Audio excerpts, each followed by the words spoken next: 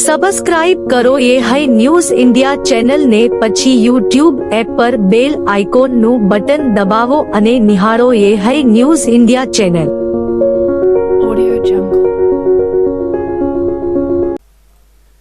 બનાસકાંઠાના દિયોદર શહેરમાં લગ્ન પ્રસંગે માનતા પૂરી કરવા એક પશુની જાહેરમાં બલિ ચડાવવાનો વિડીયો વાયરલ થયાનો હજી સમય પણ વીત્યો નથી, ત્યારે ગણતરીના કલાકોમાં બીજી તરફ દિયોદરના રૈયા ગામ પાસે જીવદયા પ્રેમીઓએ 5 પશુઓ ભરેલી ઇકો ગાડીને ઝડપી 2 ઈસમોને પોલીસને હવાલે કર્યા હતા અને પશુઓને બચાવી દિયોદર પાંજરાપોળ ખાતે મોકલી દેવામાં આવ્યા છે.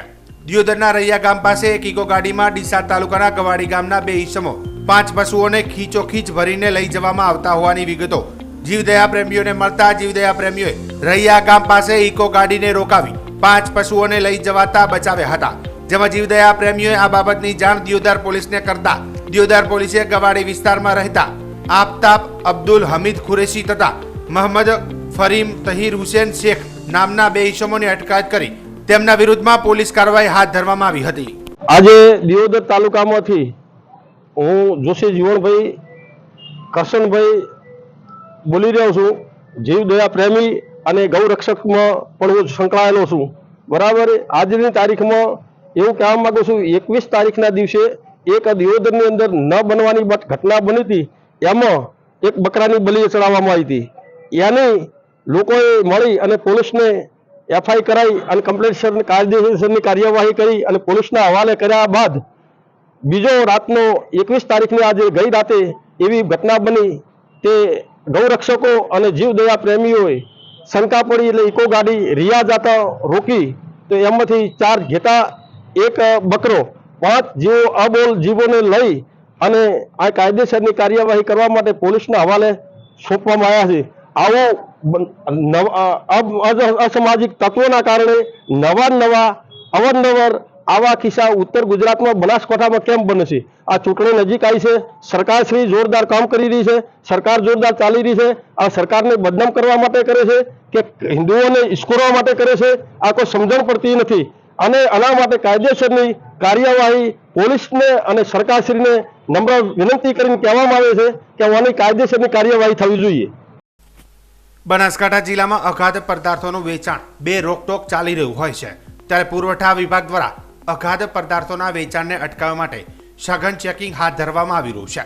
બનાસકાંઠા જિલ્લામાં અખાદ્ય અને મિલાવટ યુક્ત ખાદ્ય પદાર્થોનું વેચાણ નેસ્ત નાબૂદ કરવા જિલ્લા પુરવઠા વિભાગે જાણે કમર કસી હોય તેમ મંગળવારના રોજ બાતમીના આધારે પીછો કરીને પાલનપુર હાઈવે પર આવેલી દૂધની ફેક્ટરીમાંથી હજારો લીટર મિલાવટ યુક્ત દૂધ ઝડપી પાડ્યું હતું અને બીજા દિવસે બુધવારના રોજ જિલ્લા પુરવઠા તંત્રની ટીમે બાતમીના આધારે પાલનપુર તાલુકાના કાણોદર ગામે આવેલી ઘીની એક ફેક્ટરીમાં દરોડો પાડીને રૂપિયા 4 થી 5 લાખ ઉપરાંતની કિંમતનો 1300 કિલો જથ્થો શંકાસ્પદ સીઝ કરી બનાવ અંગે ફૂડ વિભાગને જાણ કરવામાં આવતા ફૂડ વિભાગની ટીમ ઘટના સ્થળે દોડી આવી હતી અને ઘીના સેમ્પલ લઈ આ સેમ્પલને પરીક્ષણ અર્થે મોકલી આપવાની પ્રક્રિયા હાથ ધરવામાં આવી હતી. જોકે પુરવઠા વિભાગ દ્વારા એક બાદ એક અખાદ્ય પદાર્થોને ઝડપી પાડવામાં આવતા જિલ્લામાં અખાદ્ય અને ભેળસેળ યુક્ત ખાદ્ય પદાર્થોનું વેચાણ અને ઉત્પાદન કરતા વેપારીઓમાં ફફડાટ વ્યાપી જવા પામ્યો છે. મા અંબાની ધન્યધરા બનાસકાંઠાથી આ વખતે અમદાવાદ સિવિલ હોસ્પિટલમાં 144માં અંગદાનની મહેક પ્રસરાઈ છે. સિવિલ હોસ્પિટલમાં 144મું અંગદાન નારી તું નારાયણી, તું જ આ સંસારની જીવનદાતા છે, તારાથી જ આ સમગ્ર સૃષ્ટિ છે પંક્તિને ખરા અર્થમાં સાર્થક કરતો કિસ્સો છે. નારી એ ત્યાગ અને સમર્પણની મૂર્ત છે, જેનો બ્રેન્ડેડ રમેશભાઈ ના ધર્મપત્ની ભારતીબહેને સાક્ષાત્કાર કરાવ્યો છે. સમગ્ર વિગતો એવી છે કે બનાસકાંઠા જિલ્લાના કાંકરેજ તાલુકાના રેનવા ગામના રહેવાસી અને ગાંધીધામ કચ્છમાં કામ અર્થે રહેતા રમેશભાઈ શ્રીમાળીએ ગાંધીધામ ખાતે બાઇક સ્લીપ થઈ જતા માથાના ભાગે ગંભીર ઇજા પહોંચી હતી. પરિણામે પ્રાથમિક સારવાર અર્થે તેઓ ગાંધીધામ લઈ જવામાં આવ્યા હતા. ઇજાઓ અત્યંત ગંભીર જણાતા સઘન સારવાર માટે તેઓ 19 ફેબ્રુઆરીએ અમદાવાદ સિવિલ હોસ્પિટલમાં લાવવામાં આવ્યા હતા અને સારવાર દરમિયાન તબીબોએ 20 ફેબ્રુઆરીના રોજ તેઓ બ્રેન્ડેડ જાહેર કર્યા હતા અને બ્રેન્ડેડ જાહેર કરાયા બાદ અમદાવાદ સિવિલ હોસ્પિટલના અંગદાન સાથે સંકળાયેલા ડોક્ટરની ટીમ દ્વારા રમેશભાઈના પરિવારજનો અને ધર્મપત્ની ભારતીબહેનને સમજાવવામાં આવ્યા હતા. મારા પતિ હવે આ દુનિયામાં નથી, પરંતુ તેઓ અંગોના દાન થઈ શકે. જો કોઈ જરૂરિયાતમંદને નવજીવન મળતું હોય તો તેના જીવનમાં ખુશાલી આવતી હોય તો જરૂરથી આ અંગદાનનો પવિત્ર હું નિર્ણય કરીશ. આ ઉમદા ભાવ સાથે ભારતીબહેને અંગદાનનો હૃદયસ્પર્શી નિર્ણય કર્યો હતો અને સતયુગમાં સાવિત્રીએ યમરાજા સાથે બાથ ભીડીને પોતાના પતિને પુનર્જીવિત કર્યા હતા. આજે આઝાદીના અમૃતકાળમાં રમેશભાઈના પત્ની ભારતીબહેને પોતાના પતિના અંગોનું દાન કરીને અન્ય જીવમાં જીવંત કર્યા છે. જેને તેઓ જાણતા પણ નથી એવા કોઈના માતા પિતા પતિ પત્ની ભાઈ બહેનનો જીવનદીપ યમરાજના હાથમાંથી પાછો અપાવી ફરી ઝળહળતો કરવાનો સત્કાર્ય ભારતીબહેને કર્યું છે. આ અંગદાન નિર્ણય બાદ સિવિલ હોસ્પિટલના તબીબોએ અંગોના રિટ્રાઇવલની પ્રક્રિયા હાથ ધરી હતી. સમગ્ર પ્રક્રિયાના અંતે હૃદયના 2 કિડની અને લીવરનું દાન મેળવવામાં સફળતા મળી. અંગદાનમાં મળેલા હૃદયને યુએન મહેતા હોસ્પિટલ લીવર તથા બંને kidney Ahmedabad civil Medicity kidney ઇન્સ્ટિટ્યૂટમાં દાખલ જરૂરિયાતમંદ દર્દીઓમાં સફળતાપૂર્વક પ્રત્યારોપણ કરવામાં આવ્યા હતા. અમદાવાદ સિવિલ હોસ્પિટલના સુપ્રિન્ટેન્ડન્ટ ડોક્ટર રાજેશ જોશીએ જણાવ્યું હતું કે 2 સંતાનોની માતા રમેશભાઈના ધર્મપત્ની અને શ્રીમાળી પરિવારના વહુએ અંગદાનનો નિર્ણય કરીને નારી તું નારાયણની પંક્તિ ખરા અર્થમાં સાર્થક કરી છે. ભારતીબહેને તેમના પતિના અંગદાન થકી નારીએ ત્યાગની મૂર્તિ અને સાક્ષાત નારાયણી છે તેવું સચોટ દૃષ્ટાંત પૂરું પાડ્યું હતું અને આપણા સમાજ ઉપર આવી નારીના બલિદાનનું ઋણ ખૂબ મોટું છે તેમ જણાવ્યું હતું. અંગદાન એ જ મહાદાનની થીમ ઉપર કામ કરતી અમારી ટીમ દ્વારા ગઈકાલે સિવિલ હોસ્પિટલમાં 144મું અંગદાન થયું છે. 32 વર્ષીય પુરુષ રમેશભાઈ શ્રીમાળી બનાસકાંઠાના રેનવા ગામના રહેવાસી પરંતુ ગાંધીધામમાં ધંધાર્થે રહેતા રોડ ટ્રાફિક એક્સિડન્ટ થતાં બ્રેન ડેડ ડિક્લેર થયા અને એમના સમગ્ર પરિવારે અને ખાસ કરીને એની પત્નીએ અંગદાન કરવાનો પોઝિટિવ નિર્ણય લીધો અને રમેશભાઈ તરફથી સિવિલ હોસ્પિટલને હૃદય 2 કિડની અને લીવર દાનમાં મળ્યા. મેડિસિટીની જીવન મહેતામાં હૃદય અને આઈકેડીઆરસીમાં લીવર અને કિડનીનું પ્રત્યારોપણ કરવામાં આવ્યું અને એના થકી 4 લોકોને નવજીવન પ્રાપ્ત થશે. 144 અંગદાનની જો વાત કરીશ તો 460 અંગો સિવિલ હોસ્પિટલમાંથી દાનમાં મળ્યા જેને 443થી વધારે લોકોને નવજીવન આપ્યું છે. ચાલો સૌ સાથે મળી અને આ મુહિમમાં જોડાઈએ અને અંગદાન પ્રત્યારોપણની પ્રતીક્ષા કરતા લોકોની પ્રતીક્ષામાં જેટલો વધારે ઘટાડો થઈ શકે એના માટે આપણે સૌ એકજૂટ થઈ અને પ્રયત્ન કરીએ. આ કિસ્સાની મહત્વની વાત એ છે કે એમના પત્ની જેને 2 નાના બાળકો છે 6 વર્ષના અને 3 વર્ષના એવા ભારતીબેને એ નિર્ણય લીધો કે જ્યારે એમના પતિ બ્રેન ડેડ છે અને બંને એપ્નિયાટેસ થઈ ગયા છે તો હવે આ જ નિર્ણય લેવો આ સમય માટે સૌથી ઉચિત ગણાશે અને આખા પરિવારે ભેગા થઈ અને અંગદાન કરવાનો નિર્ણય લીધો અને આપ જોઈ શકો છો એના થકી 4 એવા લોકો જે એન્ડ ઓર્ગન ફેલિયરથી પીડાતા છે એવા લોકોને નવજીવન પ્રાપ્ત થશે. ચાલો સૌ સાથે મળી અને આ મુહિમમાં જોડાઈએ. અંગદાન એ જ મહાદાન. બનાસકાંઠા જિલ્લાના વાવ તાલુકાના માળકા ગામે માહેશ્વર મહાદેવના પ્રથમ પાટોત્સવની ઉજવણી કરવામાં આવી હતી. જેમાં ગત રોજ ભજન કીર્તન તેમજ લોક ડાયરામાં બહોળી સંખ્યામાં લોકો આવ્યા હતા. તેમજ બીજા દિવસે હવન યજ્ઞ યોજવામાં આવ્યો હતો. જેમાં ગામના અગ્રણી સાથે વાતચીત કરતા જણાવ્યું હતું કે દેવતાઓ ગામના લોકોને ફળ આપી ગામમાં સારી સમૃદ્ધિ થાય તેવી તેમજ આવતા રોગને નાશ કરવામાં આવે તેવી પ્રભુને પ્રાર્થના કરી હતી. કાર્યક્રમના અંતે માળકા ગામની તેમજ આજુબાજુની પ્રજા બહોળી સંખ્યામાં દર્શન અને ભોજન પ્રસાદનો લાભ લીધો હતો. વાવ તાલુકાના માળકા ગામે ગઈ સાલે 3 ફેબ્રુઆરી 2ના રોજ જે પ્રતિષ્ઠા થયેલી હતી એના અનુસંધાને વિક્રમ સંવત 2080ના મહાસુદ તીરસ તારીખ 22/2/2024ના દિવસે પ્રથમ પાટોત્સવ દિનની ઉજવણી કરવામાં આવી. આગલા દિવસે એટલે કે 12ના દિવસે ભજન સત્સંગ એક લોકડાયરાનું આયોજન કર્યું. તેમાં પણ પુષ્કળ પ્રમાણમાં જનમેદની આવી હતી અને કલાકારોએ સાહિત્યકારોએ શિવજીના અને ડુંગરપરી બાપજી અને ચામુંડા માતાજીના ગુણગાન ગાઈ અને સરસ મજાના ડાયરાનું ભજન સત્સંગનું આયોજન હતું. બીજા દિવસે અમે આજે ગામ સમસ્ત ગામ 18 આલમ સાથે અમે પ્રથમ પાટોત્સવ દિનની ઉજવણી કરી. એમાં પણ અમને ખૂબ મજા આવી. ગામવાસીઓ ખૂબ રાજી થયા અને હવનનું યજ્ઞ કર્યું હતું. યજ્ઞ દેવતાઓ અમને સારી રીતે ફળ આપે અને ગામમાં સારી રીતે સમૃદ્ધિ થાય, કોઈ પણ રોગ આવતો હોય તો નાશ પામે એવી પ્રભુને અમારી પ્રાર્થના. બનાસકાંઠા જિલ્લાના વાવ તાલુકાના રાબડીપાદર ગામની સીમમાં રહેતા શ્રમિક પરિવારના છાપરામાં પડેલ પેટીનું તાળું તોડી કોઈક અજાણ્યો ઈસમ ચાંદીના દાગીના ચોરી કરી જતા માવસરી પોલીસ મથકે ફરિયાદ નોંધાઈ હતી. જેમાં ફરિયાદમાં નોંધાયેલ માહિતી મુજબ વાવ તાલુકાના રાબડીપાદર ગામની સીમમાં રઘુભાઈ ભોજાભાઈ બ્રાહ્મણના ખેતરમાં ભાગ્યા તરીકે ખેતર વાવી મૂળ રહેતા રાજસ્થાનના નવાપુરા ગામનો આંબાભાઈ ગેનાભાઈ ઠાકોરના છાપરામાં પડેલ લોખંડની પેટીનું અઠવાડિયા અગાઉ કોઈક અજાણ્યો ઈસમ તાળું તોડી તેમાં પડેલ ચાંદીની ગળામાં પહેરાવાની હાંસરી, કાનની બુટીઓ અને હાથની આંગળીની વીંટીઓ 250 રોકડ મળી કુલ 8,450ના મુદ્દામાલની ચોરી થતા માવસરી પોલીસ મથકે આંબાભાઈ ઠાકોરે ફરિયાદ નોંધાવી હતી, જે અંગે માવસરી પોલીસે તપાસ હાથ ધરી હતી.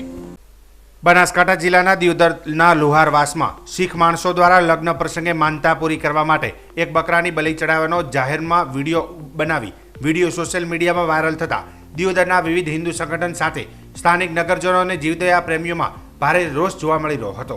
જે મામલે દિયોદર પોલીસે એક ઈસમની અટકાયત કરી હતી, જેમાં સોશિયલ મીડિયામાં વાયરલ થતા લોકોએ ભારે રોષ વ્યક્ત કર્યો હતો.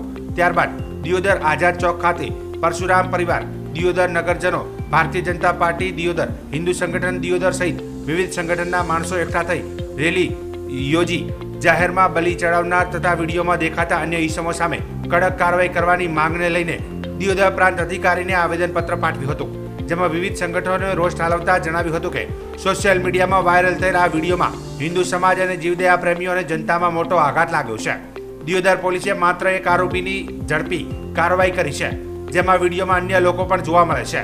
જેમાં આવા ઈસમો સામે પોલીસ તંત્ર દ્વારા કડક કાર્યવાહી કરે અને પોલીસના હાથે ઝડપાયેલ આરોપી ક્રિમિનલ હિસ્ટ્રી ધરાવતો માણસ છે અને પોલીસ તંત્ર યોગ્ય કાર્યવાહી નહીં કરે તો ના છૂટકે આંદોલનનો માર્ગ અપનાવવો પડશે.